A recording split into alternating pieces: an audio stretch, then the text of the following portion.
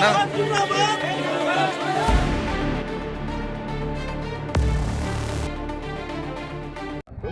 মোৰ নাম মোহাম্মদ সুৰুজ্জামাল।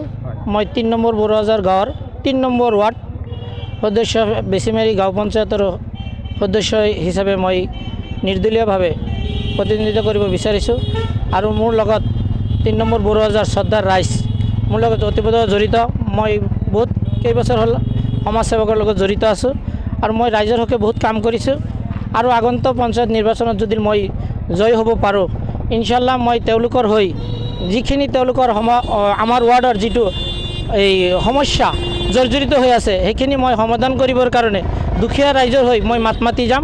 আৰু এই দুখীয়া ৰাইজৰ কাৰণে যি আপোনাৰ অভাৱ অভিযোগ আপোনাৰ যিবিলাক আপোনাৰ হেৰি হৈ থাকে দুৰ্নীতি হয়, এই মই যদি সদস্য হিচাপে নিৰ্বাচিত হ'ব পাৰোঁ তেনেহ'লে মই এই দুৰ্নীতিমুক্ত কৰিবৰ কাৰণে বেছিমাৰী গাঁও পঞ্চায়তৰ সদস্য হিচাপে মই কাম কৰি যাম বুলি ৰাইজ যথেষ্ট স্বতঃস্ফূৰ্তভাৱে মোক সঁহাৰি জনাইছে। আৰু তেওঁলোকৰ আশীৰ্বাদ লৈয়ে মই আজি মনোনয়ন পত্ৰ দাখিল কৰিবলৈ আহিছোঁ। সেইকাৰণে তেওঁলোকে স্বতঃস্ফূৰ্তভাৱে মোৰ লগত সহায় সহযোগিতা কৰি মোৰ লগত আহিছে। তেওঁলোকে শিলদল ভাঙি মোৰ লগত ওলাই আহিছে বুলি মই আশাবাদী হয়। যথেষ্ট তেওঁলোকৰ হৈ ৰাইজৰ হৈ মই বহুত কেইবছৰ হ'ল ৰাইজৰ হকে আপদে বিপদে মই থকা মানুহ আৰু ইনশাল্লাহ মই আপদে বিপদে থাকিম বুলি মই ৰাইজৰ আগত প্ৰতিশ্ৰুতিবদ্ধ।